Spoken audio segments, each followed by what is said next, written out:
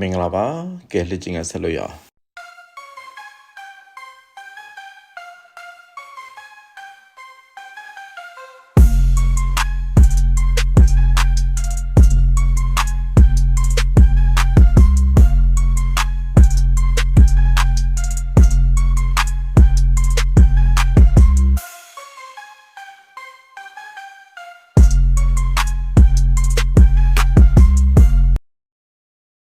ပထမမေကွန် Sie sind durch eine Gefahrbremsung nur knapp einem Verkehrsunfall angegangen. Ihre Hände und Knie zittern. Wie verhalten Sie sich richtig? တင်ကအခုလေးတွေမဲ့အရေးပေါ် break နင်းပြီးရင်မတော်တဆမှုဖြစ်မဲ့ဘေးကနေလွတ်လာခဲ့တာလက်တွေဒူးတွေလည်းတုံနေတယ်အခုဒါဆိုလို့ရှိရင်ဘယ်လိုဆက်လုပ်မလဲတဲ့မိကုံကရွေးစရာတွေကပထမတစ်ချက်က Ich lege schnellstmöglich eine Pause ein mich zu beruhigen ကိုစိတ်တွေတည်ငြိမ်အောင်ပြန်ပြီးတော့ထိမ့်သိမ့်နိုင်ဖို့အတွက်အမြန်ဆုံးအနားယူပါမယ်တဲ့ဒါမှန်ပါတယ်နော်စိတ်လှုပ်ရှားနေရင်စမောင်းလို့အဆင်မပြေဘူးနောက်ထပ်အနေအရေးဆက်ဖြစ်နိုင်တယ်ဒုတိယတစ်ချက် Ich denke später darüber nach ob ich die Situation hätte vermeiden können နောက်စိတ်အေးသွားတဲ့အခါအေးစစ်စစ်ပြန်ပြီးဒီကိစ္စကိုစဉ်းစားဆင်ခြင်ပါမယ်ဒီလိုမျိုးမတော်တဆမှုကြိုတင်ရှောင်နိုင်တဲ့အခြေအနေရှိခဲ့သလားဘာကြောင့်ဖြစ်တယ်လဲဆိုတာကိုဒီအချက်လဲမှန်ပါတယ်ဒါမှရှောင်နိုင်ရင်လည်းနောက်မဖြစ်အောင်ဘယ်လိုရှောင်ရမလဲဆိုတာဆင်ခြင်လို့ရအောင်တတိယတစ်ချက်ကတော့ Ich fahre direkt weiter mich zu beruhigen ကိုယ့်ရဲ့စိတ်ကိုတည်ငြိမ်အောင်ထိန်းဖို့အတွက်ချက်ချင်းဆက်ပြီးတော့မောင်းပါမယ်တဲ့ဒီအချက်ကတော့မှားတာပေါ့နော်အဲ့တော့အဖြေမှန်ကနှစ်ခု Ich lege schnellstmöglich eine Pause ein mich zu beruhigen ပြီးတော့Ich denke später darüber nach ob ich die Situation hätte vermeiden können ဒီမေးခွန်းမှာတော့ကိုလမ်းဆောင်တစ်ခုကိုရောက်လာတယ်ဒီမှာညာကွေ့ချင်တာညာဘက်ကိုလည်းအချက်ပြမီးဖွင့်ထားပြီကွေ့နောက်မှာတော့ကုန်တင်ရင်တစ်စီးပါနေတာကိုပမှန်နေတွေ့ရမယ်ကိုကွေ့ဝင်မဲ့လမ်းထဲမှာလမ်းရဲ့ဘယ်ညာနှစ်ဖက်မှာလမ်းတော်လမ်းလာနှစ်ယောက်ရှိတယ်လမ်းဖြတ်ကူကိုစောင့်နေကြတာအဲ့တော့လမ်းဖြတ်ကူနေကြပြီမိကွန်က welches Verhalten ist richtig ဘယ်လိုပြုမှုလို့ဆိုမှုကမှန်ကန်ပါတယ်လဲပထမချက် warten weil beide Personen Vorrang haben စောင့်ရပါမယ်ဒီလမ်းတော်လမ်းလာနှစ်ယောက်ကဦးစားပေးဖြတ်သွားခွင့်ရှိတာကြောင့်ပါဒီအချက်ကမှန်တာပေါ့နော်ဒုတိယတစ်ချက်က weiterfahren weil mich beide Personen vorlassen müssen အဲ့ဒီလူနှစ်ယောက်ကကိုဦးစားပေးဖြတ်သွားစေရမှာမို့ဆက်မောင်းပါမယ်ဒီအချက်ကတော့မှားပါတယ်နောက်တစ်ချက် vor der entgegenkommenden Person durchfahren weil diese wartepflichtig istဒီဘက်ကအိမ်ဝါနဲ့သူတော့ဖြတ်သွားခွင့်ပြုမယ်ဟိုဘက်ကမျက်နှာရှင်းဆိုင်ဘက်ကလာတဲ့သူရှေ့ကတော့ကိုဖြတ်မောင်းမယ်တဲ့ဘာကြောင့်မလဲဆိုတော့အဲ့ဒီလူကကိုစောင့်ရမှာမို့ဒီချက်ကလည်းမှားပါတယ်နော်အဖြေမှန်က warten weil beide Personen Vorrang haben နောက်မေးခွန်း Welche Beleuchtungseinrichtung müssen Sie bei einer Fahrt in Dunkelheit an Ihrem Kraftfahrzeug grundsätzlich einschalten? အမောင်ထဲမှာကားမောင်းတဲ့အခါဘယ်မီးကိုမဖြစ်မနေဖွင့်ရမလဲတဲ့ပထမပေးထားတာက das Ablandlicht ရှေ့မီးပုံမှန်ဖွင့်နေကြရှေ့မီးဒီချက်ကမှန်ပါတယ်နော် နောက်တစ်ချက်ကတော့ das Fernlicht ရှေ့မီကြီးတဲ့အဝေးယူရောက်တဲ့မီဒါတော့မှားပါတယ်နောက်တစ်ချက် nur das Sternlicht ပဲဖွင့်ရပါမှာပါတဲ့ Sternlicht ကဘေးကမီတေးသေးလေးနော်ခဏရက်တဲ့အခါဘေးလူမြင်အောင်နောက်ကလာတဲ့သူမြင်အောင်ဖွင့်တဲ့မီတော့အပြင်မှာက das Ablandlicht ဒါတော့လူတိုင်းသိပြီးသားပါနော်ရှေ့မီဖွင့်ရမှာပါ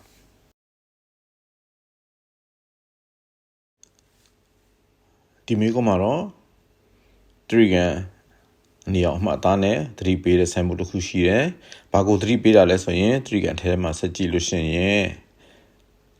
ကားပုံပါတယ်ပြီးလို့ရှိရင်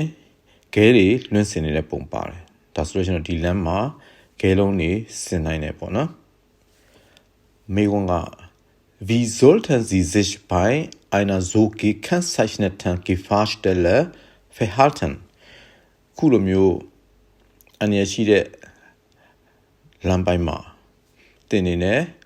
ဘယ်လိုမျိုးပြုမှုလုပ်ဆောင်ရပါမည်လဲရွေးစရာတွေက Ich sollte ပထမတစ်ချက် starkes Beschleunigen vermeiden lieber ခက်တန်းတန်းနေပြီးအချိန်မြင့်တာမျိုးကိုရှောင်ရှားပါမယ်ဒီချက်ကမှန်ပါတယ်ဒါဆိုရင်ခဲတွေကိုဘင်းကရက်ပြီးတခြားသူစီကိုတော့မှန်နိုင်တယ်နော်ဒုတိယတစ်ချက်Ich sollte plötzliche Landbewegungen vermeiden ရုတ်တရက်လက်ကန်ကိုဘယ်ညာကိုရမ်းတာမျိုးကိုရှောင်ရှားပါမယ်တဲ့ဒါလည်းမှန်ပါတယ်အဲ့ဒါလိုလို့ရင်ဘင်းကအောက်ကခဲလုံးရက်ပြီးဘေးကိုလွှင့်စင်နိုင်တယ်နောက်တစ်ချက် Ich sollte einen möglichst großen Abstand zum vorausfahrenden Fahrzeug einhalten အတတ်နိုင်ဆုံးရှေ့ကသွားနေတဲ့ရင်နဲ့ခက်ခွာလိုက်ပါမယ်တဲ့ရှေ့ရရင်နဲ့ကိုယ့်ရဲ့အကွာဝေးကိုခက်ခွာပုံမှန်ထက်ပိုပြီးချားထားပါမယ်ဒီအချက်လည်းမှန်ပါတယ်အချမ်းမသိလို့ရှိရင်ရှေ့ရသွားနေတဲ့ရင်ကလွင့်စင်လာတဲ့ခဲကကိုယ့်ရဲ့လေကမှန်ကိုထိနိုင်တယ်လीနော်ဒါကြောင့်ဒီမှာအဖြေမှန်က၃ခုစလုံး Ich sollte starkes Beschleunigen vermeiden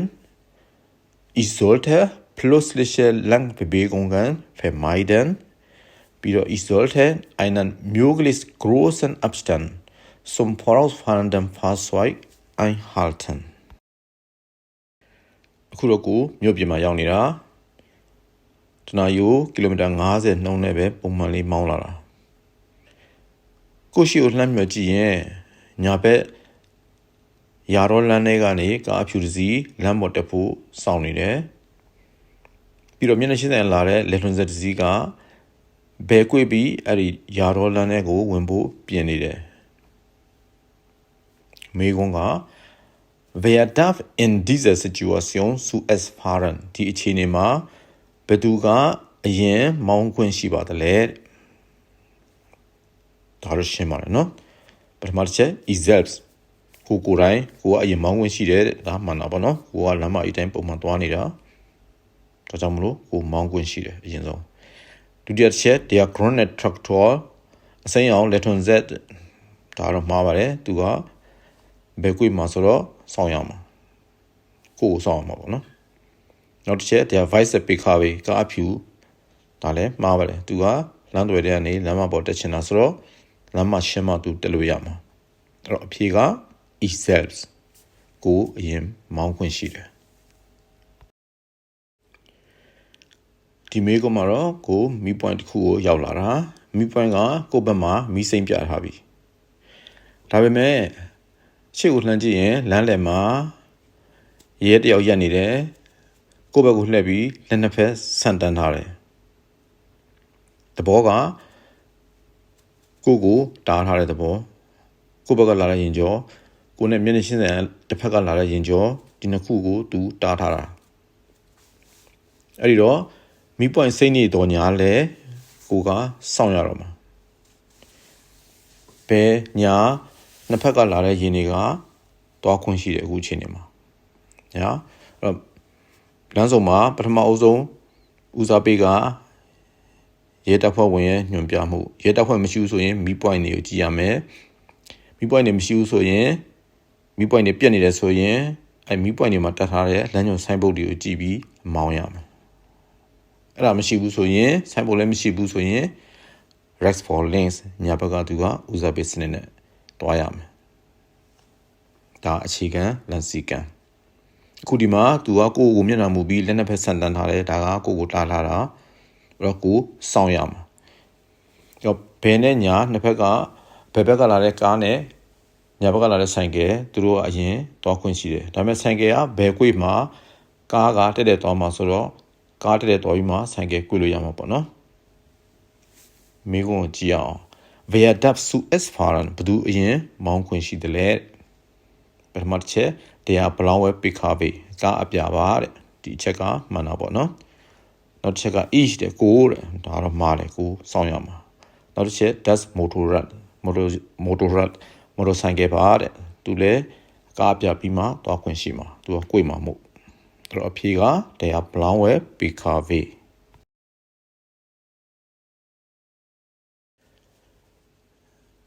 ဒီမေကမှာတော့ကိုလူနေရက်ကွက်ထက်ကလမ်းကျဉ်တစ်ခုမှရောက်လာတာကိုရှိကိုလှမ်းကြည့်လို့ရှိရင်စပိန်စီရှိတယ်စပိန်ရှိမှာကားတစ်စီးရပ်ထားတာရှိမယ်ဟိုခဝေးကိုဆက်မျှော်ကြည့်လို့ရှိရင်မျက်နှာချင်းဆိုင်ကကားတစ်စီးလာနေတာလည်းတွေ့မယ်နော်အဲ့တော့မေကုန်းက